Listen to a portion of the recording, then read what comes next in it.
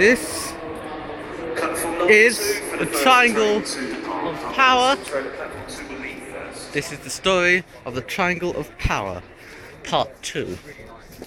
Now, as you see, we're currently at Earl's Court. We've just arrived on a sea stock, and we're going on our third train around the southern side of the Triangle of Power. And I've already outlined the story about the Cromwell curve and the early Victorian trains, and we're about to just traverse the last side of the Triangle of Power. And I figured, since we didn't see anything in the last two videos, you might like something to see now, even if you can't see very much. No, you can't see very much. You don't see the inside. Of the three trains I've been on so far, the D stock and the District is my favourite. The C stock is my least favourite, although they are phasing them out. So it's a bit more important for me to get last rides on them before they completely disappear. A bit ambivalent towards the S stop. Oh, and these are the triangle sidings I pointed out beforehand. The sidings they built underneath the Sainsbury's, which is right above us at the moment.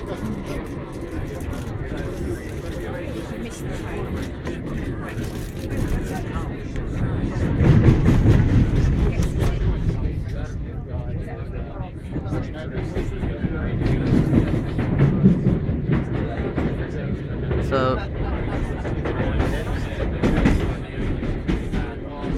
coming around the eastern side and finally arriving at Gloucester Road, if you can make this roundels out in the dim lighting. That's where we are. Gloucester Road. I'm getting off this train, and we've had a very quick rush round the circle, round the Triangle of Power, which goes from Gloucester Road to High Street Kensington to Earl's Court and back to Gloucester Road. We've seen what's happened to it now. West London Air Terminal, which has become a Sainsbury's, the Triangle. We've seen how it was created and the turmoil of the political drama in the Victorian era, with the Metropolitan Railway and the District Railway fighting for control of the Triangle. Fighting for power, might I say. We've seen 3 of the 4 stocks that went on the railway: the Circle Line S stock, which we started with, the C stock between Wimbledon and Edgware Road, which I kind of rushed onto at High Street Kensington. I may be forced to cut the third video short a bit, so we might miss a bit of the end of the C stock and the arrival at Earl's Court, but we certainly have the departure on the D stock, and there's the final train service that kind of runs down the Triangle of Power, the Piccadilly Line. Now, the Piccadilly Line is a deep level tube line, and as such was not created until quite a bit later. Gloucester Road is not an advertised interchange for the Piccadilly Line, but yet it is possible to change it if you want to. So this is where I'm going now, down to the Piccadilly Line. There were 2 trains in Earl's Court, and that's the other one. And there's another Circle Line train about to go around the Triangle of Power. That's their stock. I'm afraid we won't be seeing any more C stocks today, because we were quite lucky to get one.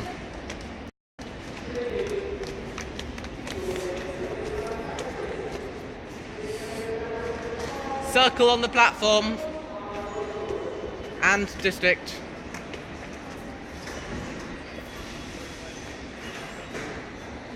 Now, back at Gloucester Road, and it's quite a maze around here.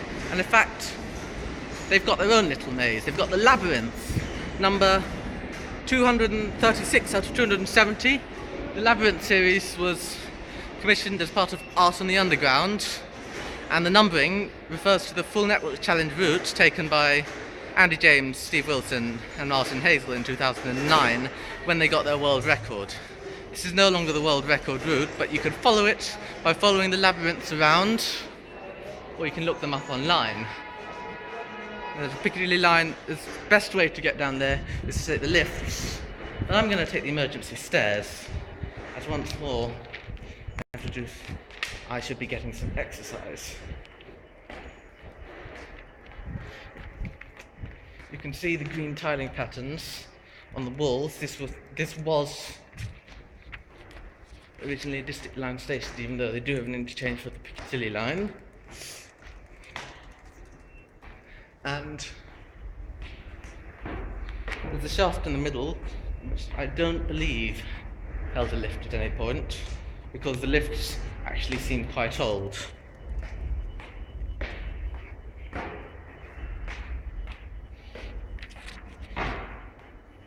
But it's possible it did once hold a lift. And here we are at the bottom. Apparently, the staircase is 87 steps. I do not believe it did, because that was quite a long way. The Piccadilly Line is a deep level tube line. It's also, as BuzzFeed called it, 37 kilometres long extension of the baggage carousel at Heathrow. And indeed, if you hit it... Northern Line severe delay between Edgware and Camden Town, southbound only, due to a faulty train at Chalk Bar. Tickets are being accepted on local bus services, good service on the rest of the line. Planning your journey on all TfL services, please check publicity. Piccadilly Line first went to Hammersmith, as you can see from the signs,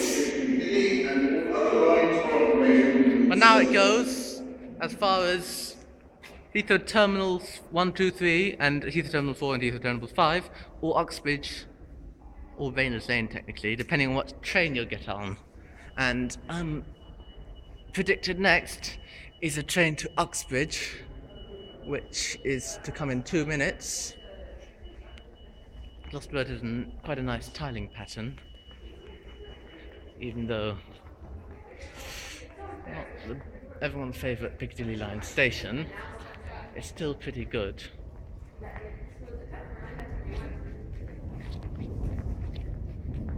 And there's a motif on the wall down the platform here.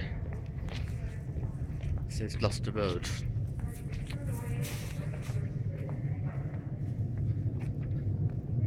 It's quite an old station, but the trains still seem to be running in order. That is, if they ever arrive.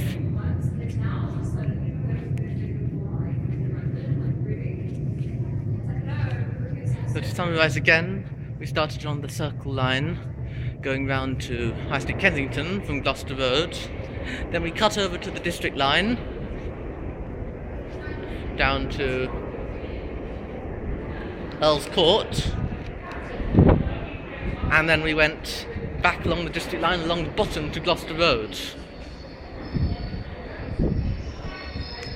And we used 3 different tube stocks, the S, the C and the D. The S stock is the new stock that rolled out in 2009. The C stock dates back to 1969 and is now being phased out in favour of the S. Once the C stock has gone, the D stock will be next to go. They came into being in 1978, and these came into being in 1973, and it's called the 1973 stock for obvious reasons. And we're going to be riding the 1973 stock as far as Earl's Court, if I can find a seat.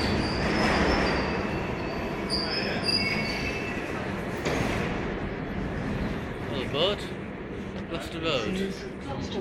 And there are no seats, I'm afraid. So we're going to have to stand. But standing's good, I like standing.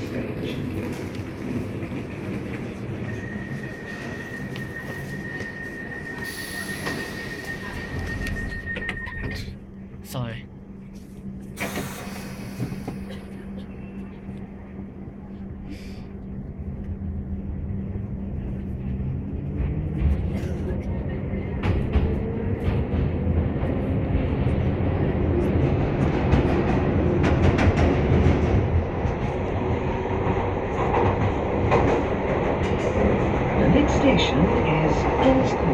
interior of the Piccadilly Line train. The District Line. And this is the exterior. Not particularly interesting. But this is out of the ways around the Triangle of Power. The fastest way to get to Gloucester from Gloucester Road to Earl's Court is, it can sometimes be the top if you stick to subsurface. Usually it's the District Line, but if you want every method, the fastest train that you can get between the two is the Piccadilly Line, and we're going to be there very shortly. I mean, it's nowhere near as long as our jaunts around the district. In fact, we're almost here. In fact, scratch that.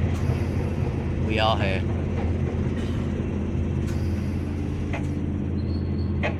This is Earl's Court. And this is as far as I'm going. To end my jaunt around the Triangle of Power. And there's an exhibition centre at Earl's Court, as you can see. And it's got signs up for it. And they run all sorts of exhibitions. I mean, there's also another exhibition centre at Olympia, which used to be called Addington Road and was served by the Metropolitan Railway. Then the District Line took it over, and now they barely serve it at all. In fact, they only send 7 or 8 trains a day to Olympia, and most of them are in the early morning. Say goodbye to the 73 stop.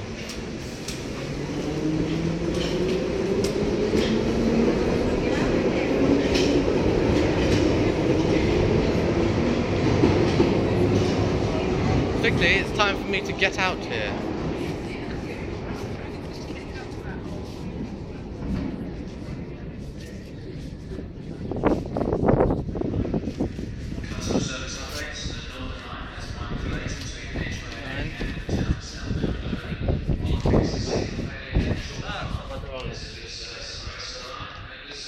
And Earl's Court, most people change to the Piccadilly Line by means of lifts at the top or escalators in the middle, but there is also a spiral staircase, like at Gloucester Road, that you can climb up. And indeed, I am climbing up.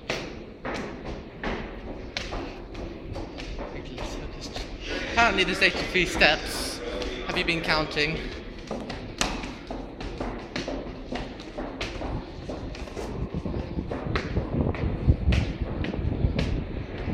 I definitely haven't been counting.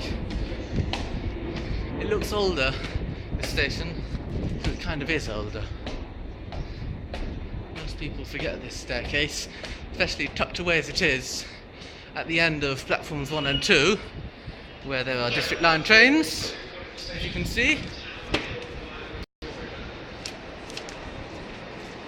District Line trains, D stops, running the normal lines. And perhaps a C stop, no, an S stop. You can see they're already replacing the C stops from the Wimbleware with S stops. There's an S stop going and pulling away. We missed the C. We got one of the few C stops, it seems, running the Wimbleware today, so you can feel lucky. Anyway, one last thing.